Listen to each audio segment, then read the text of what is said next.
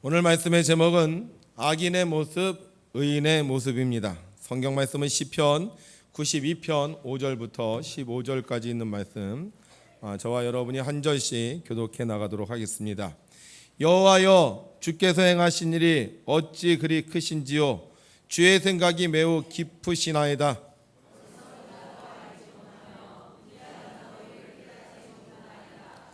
악인들은 풀같이 자라고 악을 행하는 자들은 다 흥왕할지라도 영원히 멸망하리이다. 여호와여, 주의 원수들은 패망하리이다. 정녕 주의 원수들은 패망하리니 죄악을 행하는 자들은 다 흩어지리이다.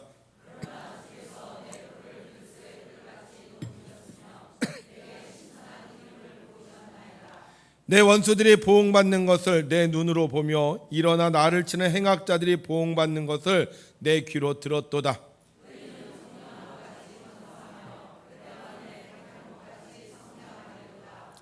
이는 여호와의 집에 심겼으며 우리 하나님의 뜰 안에서 번성하리로다.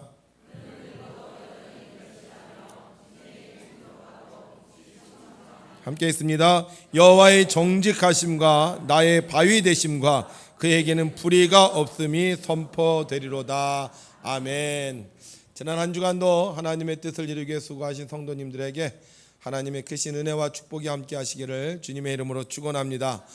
세상이 우리를 유혹하고 공격한다 할지라도 주께서 우리를 도우셔서 우리는 반드시 승리하게 될 줄로 믿습니다.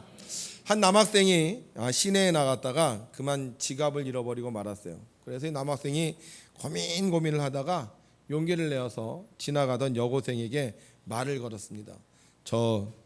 저기요, 왜 그러세요? 죄송하지만 차비 좀 빌려주실래요? 그러자 여학생이 남학생을 자세히 살펴보더니 이렇게 물었습니다. 저 혹시 시간 있으세요? 그러자 남학생 너무 좋아서 네, 시간 있어요. 시간 아주 많아요 하고 크게 대답했습니다. 그러자 여학생 빙그레 웃으면서 말했습니다. 그래요? 그럼 걸어가세요. 여러분, 우리는 시간이 많아서 교회 온 거 아니에요. 우리 하나님을 사랑하기 때문에 교회 온 겁니다. 오늘 우리를 기다리시고 또 우리의 기도를 들으시고 우리에게 복 내려주시는 하나님을 믿고 우리가 사랑하는 마음으로 오늘로 두 손 들고 할렐루야로 찬양하겠습니다. 할렐루야! 아멘. 우리가 하나님을 찬양할 때 우리가 드리는 시간, 우리가 드리는 헌신, 우리가 드리는 물질 하나님께서 풍성하게 채워주실 줄로 믿습니다. 교회 다니는 사람은 모두 찬송을 부릅니다. 예배를 드릴 때는 당연히 찬송을 부르고요. 기도회를 할 때도 찬송을 부릅니다. 야외를 할 때도 찬송을 부르고 놀러 갈 때도 찬송을 부르고 심지어는 장례식에서도 찬송을 부릅니다. 왜 교인들은 모이면 찬송을 부를까요? 찬송은 하나님의 은혜를 기억하게 하기 때문입니다. 이제 7월 26일과 27일에 봉양교회에서 이제 여름 성경 학교를 해요. 그런데 여름 성경 학교 때마다 부르는 찬송이 있어요. 흰 구름 뭉게뭉게 피는 하늘에 아침에 명랑하게 솟아오른다. 손에 손 마주 잡은 우리 어린이 발걸음 가볍게 찾아가는 길. 즐거운 여름학교 하나님의 집. 진리의 성경 말씀 배우러 가자. 이걸 아시는 분들은 어렸을 때 다 교회 학교 다닌 사람들이에요. 이 제목이 뭐죠? 이 찬송의 제목이 여름 성경학교 교가입니다. 교가.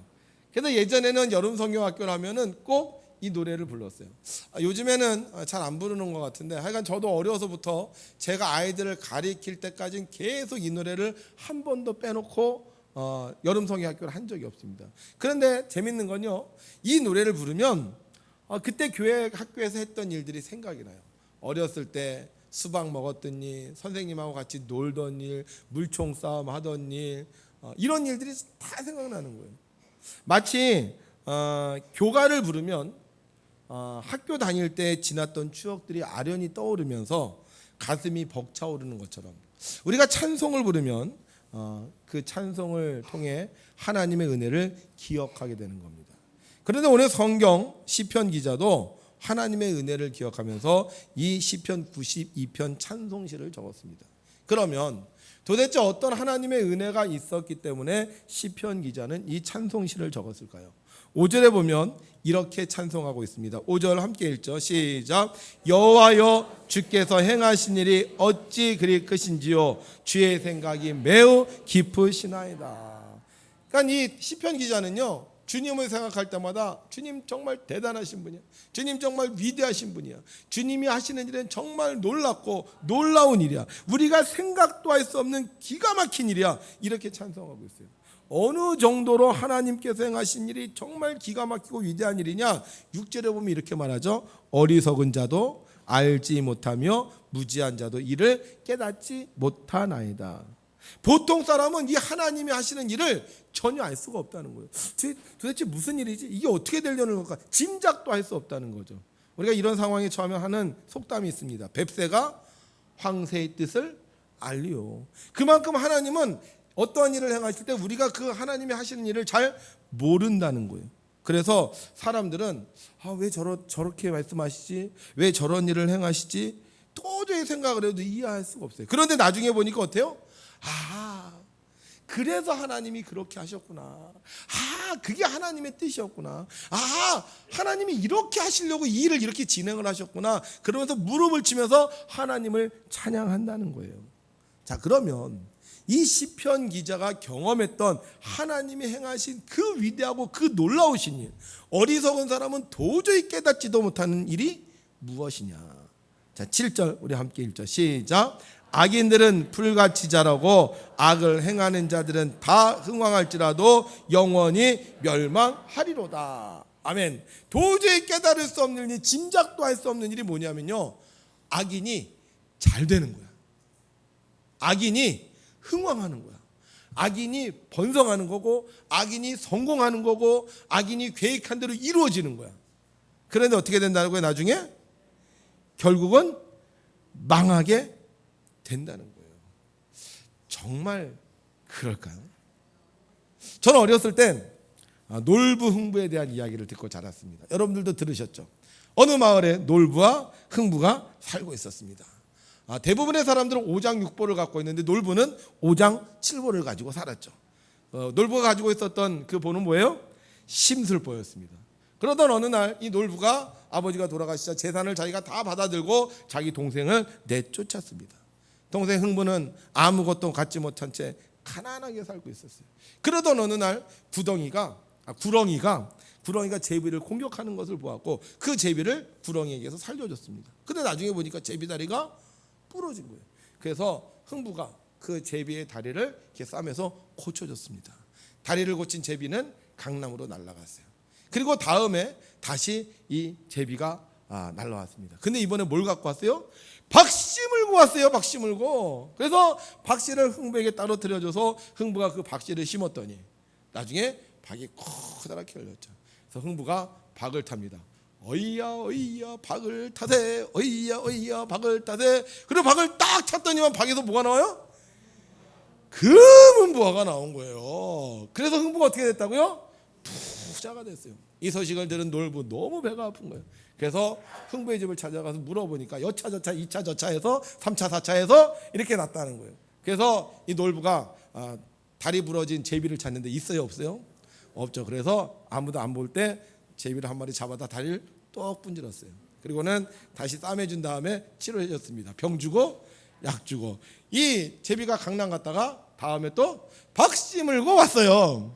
그래서 그 박씨를 심었어요. 박이 주렁주렁 열렸습니다. 그래서 박을 켰는데 박에서 뭐가 나와요? 똥물이 나와요. 박에서 뭐가 나와요? 마귀들이 나와요. 그래서 어떻게 해요? 그 놀부가 가지고 있었던 모든 것을 다 빼앗았고요. 놀부를 흠씬 두들겨 주었습니다. 아마 이 이야기 모르는 사람 아무도 없을 거예요. 자, 이 이야기의 주제는 뭡니까? 착한 사람은 잘 되고 악한 사람은 망한다는 거예요. 그래서 우리는 지금도 제비가 날라오면 어떻게 해요? 처마 밑에다가 이렇게 제비가 잘 자랄 수 있도록, 이게 똥도 싸고 얼마나 위험한데, 그러면서 이게 착한 일이라고 생각을 하고 있잖아요. 저는 어렸을 때 그 이야기를 들으면서 너무너무 신났어요. 그래, 착하게 살아야지. 다른 사람 거 욕심내지 말아야지. 그런데 웬걸 살다 보니까 그래요. 착하게 살면 오히려 악하게 사는 사람들보다 어떨 땐 더 손해를 보고 더 힘든 일을 경험할 때가 있어요. 자, 하나님도 분명히 말씀하셨잖아요. 하나님도 분명히 착한 사람이 잘 되고 못된 사람이 멸망한다고 얘기했는데, 문제는 뭐냐?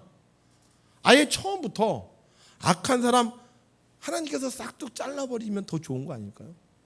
그렇잖아요. 이 사람이 악을 저질러서 놀부하고 흥부가, 하나님께서 놀부하고 흥부가 딱 있을 때 놀부는 못됐고 흥부는 착했으니까 재산을 놀부에게 주지 말고 흥부에게 주면 되는 거 아니에요. 근데 왜 놀부에게 주냐고. 왜 흥부는 왜 그렇게 고생하며 사냐고.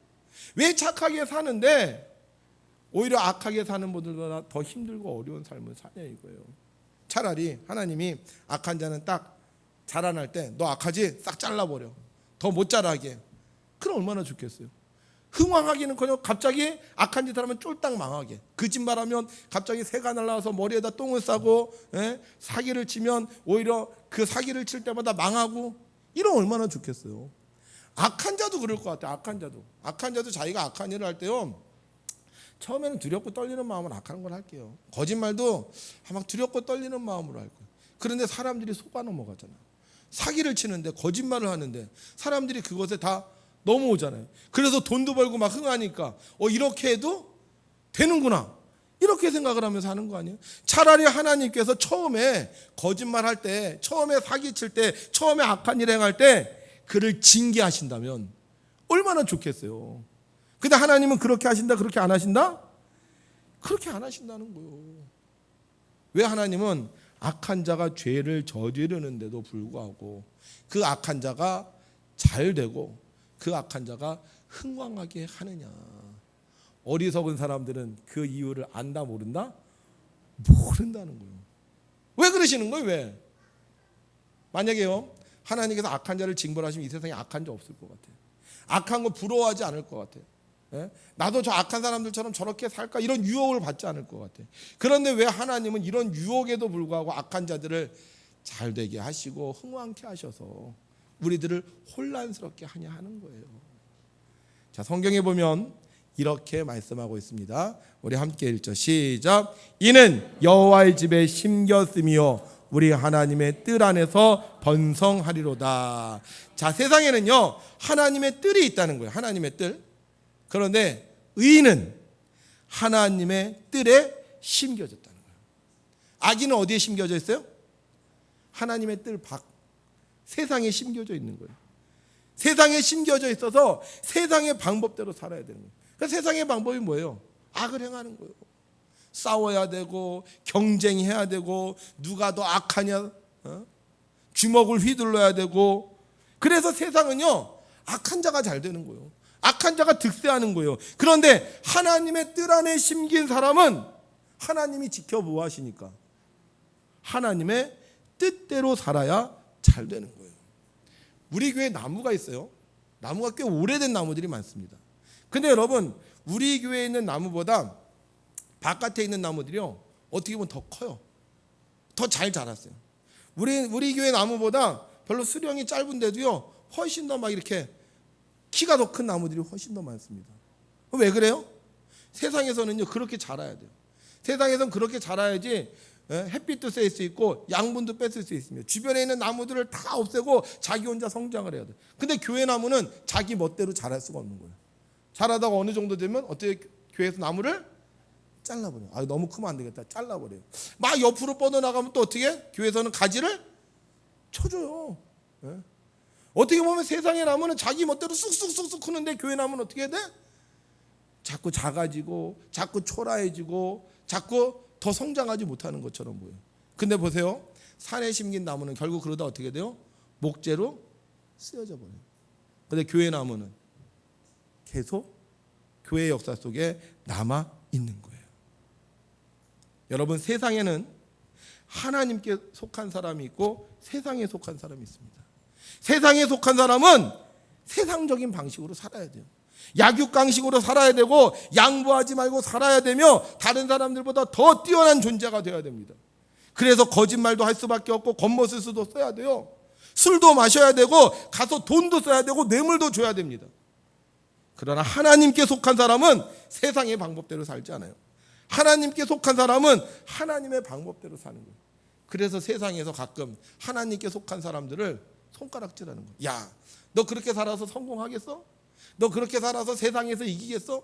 너 그렇게 살아서 다른 사람들에게 인정받겠어? 너 사업하려면 그렇게 하면 안 돼. 그래서 하나님에 속한 사람들은 자존심이 상해도 참고 살고 억울한 일을 당해도 꾹 참아야 되는 것입니다. 하나님의 사람이기에 하나님의 뜻 안에서 살기에 그들은 세상에 사는 사람들처럼 사는 게 아니라 하나님의 뜻 안에서 하나님의 뜻대로 사는 겁니다. 그래서 우리 눈으로 보일 때는 세상에 있는 사람이 훨씬 더 잘 되는 것 같고 훨씬 더 성공하는 것 같지만 결국 그들은 하나님께 인정받지 못하고 결국 멸망하고 말게 되는 거예요.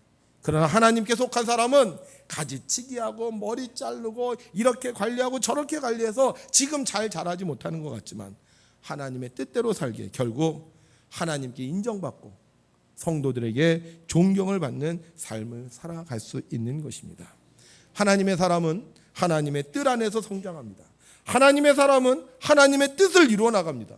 하나님의 사람은 하나님의 말씀대로 살아가는 거예요. 세상적으로 볼 때는 성장하지 않는 것 같고 사람의 눈으로 볼 때 능력이 없는 것 같지만 오히려 그들은 하나님 나라에서 존귀함을 누리며 거룩한 삶을 살 수 있는 것입니다. 신앙 성장은 세상 성장이 아닙니다. 신앙 성장은 하나님의 뜻 안에서 자라는 것입니다. 신앙 성장은 하나님의 뜻을 이루는 것입니다. 그래서 세상과 충돌이 있고 세상에서 애매히 고난을 받을 수도 있습니다.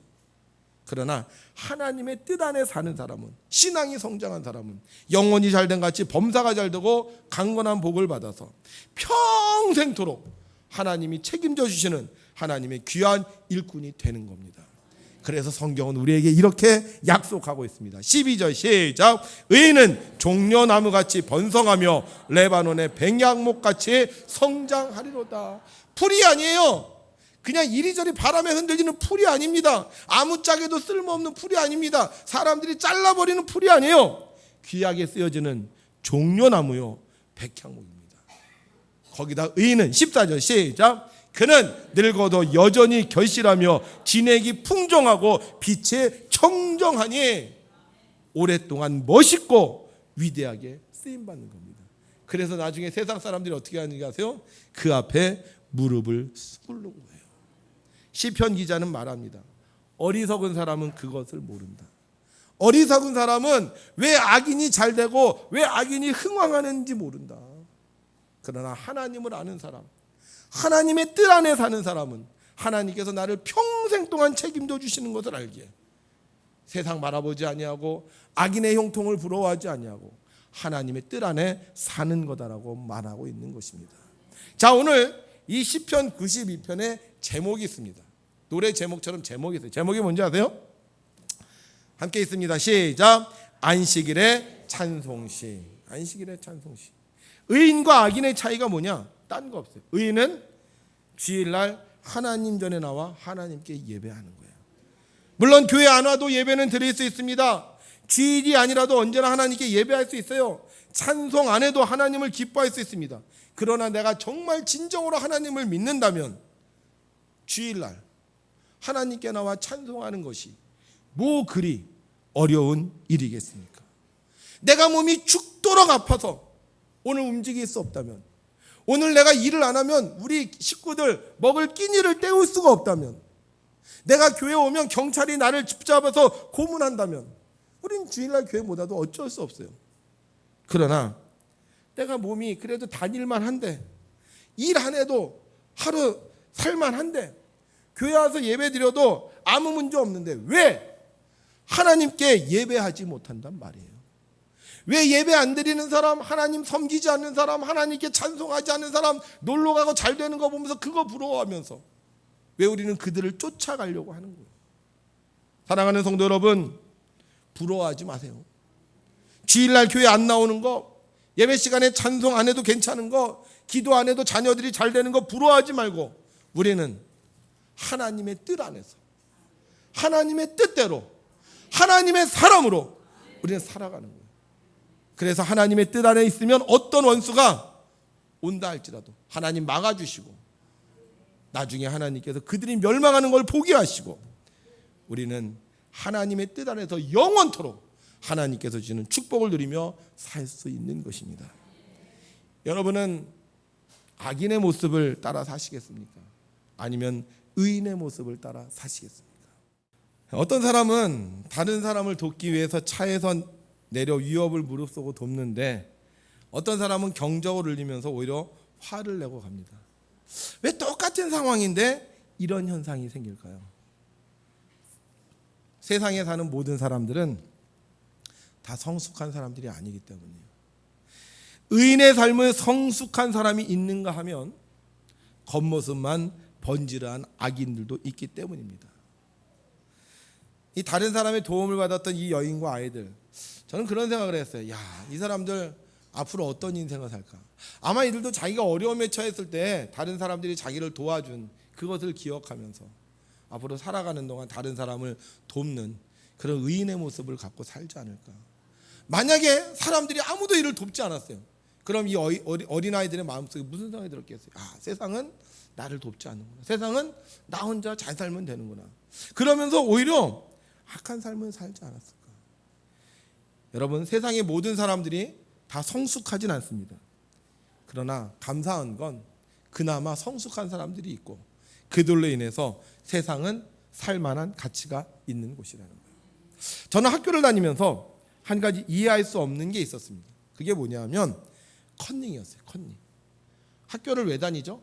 인격적, 도덕적으로 훌륭한 사람을 만들기 위해서 학교를 다니잖아요.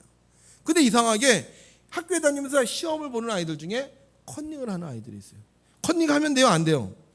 안 되죠. 근데 왜 컨닝을 하죠? 좋은 성적을 얻기 위해서 컨닝을 합니다. 그런데 컨닝하다 걸리면 어떻게 돼요? 좋은 성적을 얻을 수가 없어요. 좋은 성적을 얻어야 되는데 컨닝하다 걸리면 좋은 성적을 못 얻는데 좋은 성적을 얻기 위해서 컨닝을 해요. 참 희한한 일이에요. 근데 왜 계속 컨닝을 하는 거예요? 컨닝하다가 걸리면 0점 맞는데 컨닝하다가 안 걸리기 때문에 그런 거예요. 컨닝하다 걸려버려. 컨닝하면 무조건 빵점 맞아. 그러면 컨닝을 안 하는데 얘네들이 컨닝을 해도 잘 안 걸려요. 야, 얘네들이 아주 신출귀몰한 방법을 써서 안 걸리는 걸까? 아니면 선생님이 무능해서 안 걸리는 걸까?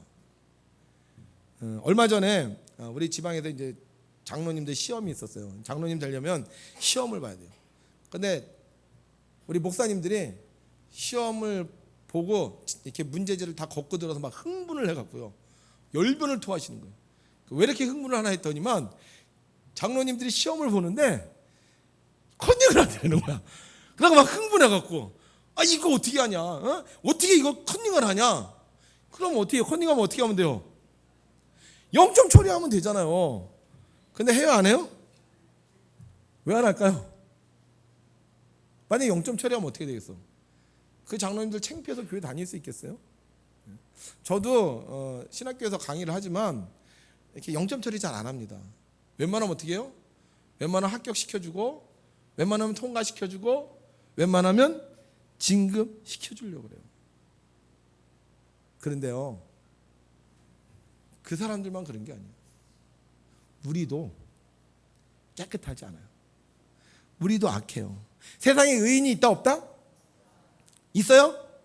없어요. 없는데 몇 명도 없다? 한 사람도 없다고 했어요. 소돔과 고모라의 의인 10사람만 있으면 하나님이 소돔과 고모라를 멸망 안 시킨다 그랬어요. 근데 있었어요? 없었어요? 그러면 현재에는 의인이 10사람이 있을까요? 우리 100운의 의인이 10사람이 있을까요? 한번 여러분들 이렇게 가슴에 손을 얹고 대답을 해보세요. 자, 내가 지난 한 주간 살면서 절대 거짓말 안 했다. 난 지난 한 주간 살면서 절대 짜증 안 냈다. 나는 지난 한 주간 살면서 막 속상해하지 않았다. 난 지난 한 주간 살면서 항상 기쁘고 항상 즐겁고 사람을 만나면 사랑하고 내게 있는 것을 다 퍼주고 그러고 살았다. 있을까요?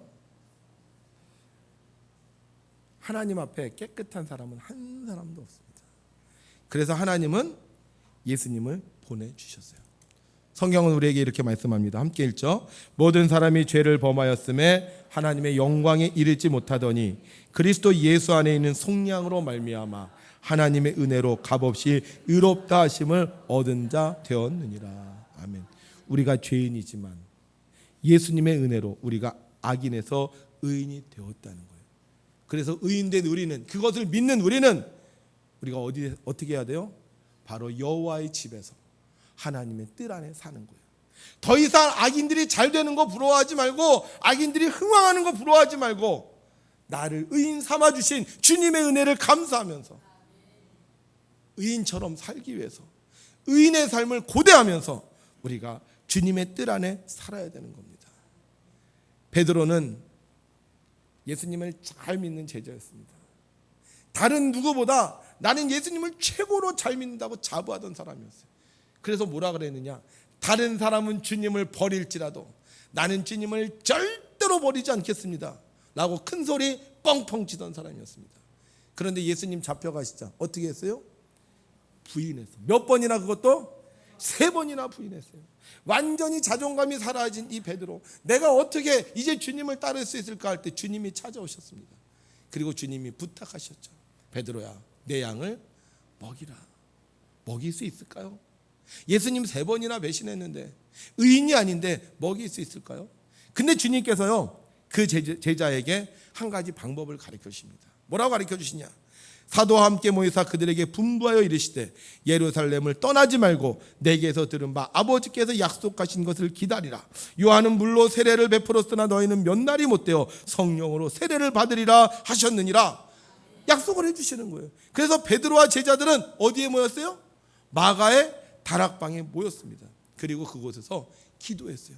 그때의 상황을 성경은 이렇게 표현하고 있습니다. 함께 있습니다. 시작. 여자들과 예수의 어머니 마리아와 예수의 아우들과 더불어 마음을 같이하여 오로지 기도에 힘쓰더라. 뭐 했다고요?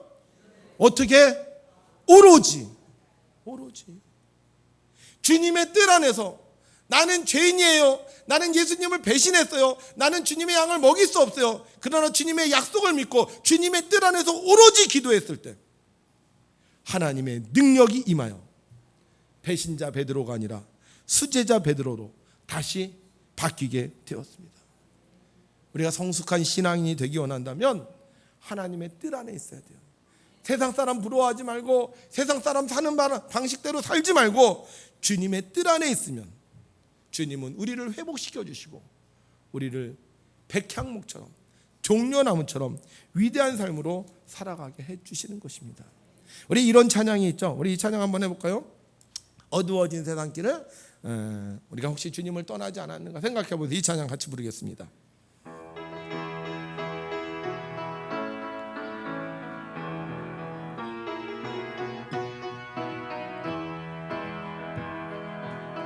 어두워진 세상길을 주님 없이 걸어가다 나의 영혼 어두워졌네. 어느 것이 길인지 어느 것이 진리인지 아무것도 알 수 없었네. 주님 없이 살아가는 모든 삶 실패와 좌절뿐이네. 사랑하는 나의 주님 내 영혼 눈을 보게 하소서. 열려라 에바다 열려라 눈을 뜨게 하소서. 죄악으로 어두워진 나의 영혼을 나의 눈을 뜨게 하소서. 아무것도 알 수 없고 아무것도 볼 수 없고 아무것도 들을 수 없네. 세상에서 방황하며 이리저리 헤매이다 사랑하는 주님 만났네. 어두웠던 나의 눈이 열리고 막혔던 귀가 열리네. 답답했던 나의 마음 열리고 나의 영혼 열리네. 열려라 에바다 열려라. 눈을 뜨게 하소서. 죄악으로 어두워진 나의 영혼을 나의 눈을 뜨게 하소서. 여러분, 우리가 주님의 뜻 안에 사는 방법은 바로 주님께 나와 기도하는 겁니다.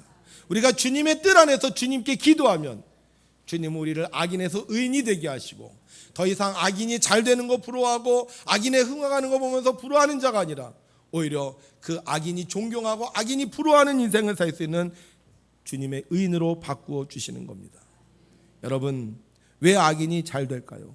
왜 악인이 형통할까요? 우리와 가는 길이 다르기 때문입니다. 그들은 우리와 사는 곳이 다르기 때문입니다. 그래서 그들은 악인의 삶을 살다가 악인의 뜻대로 살다가 결국 지옥으로 가지만, 우리는 주님의 뜻 안에서 주님의 뜻대로 살고 주님의 말씀에 순종하여 살다가 천국 가는 인생을 살게 되는 겁니다.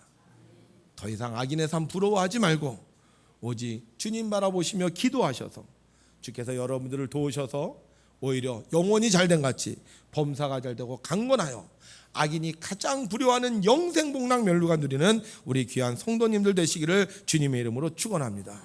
오늘 여러분은 하나님이 심으신 귀한 나무입니다. 백향목 같은 분들이고요, 종려나무 같은 분들입니다.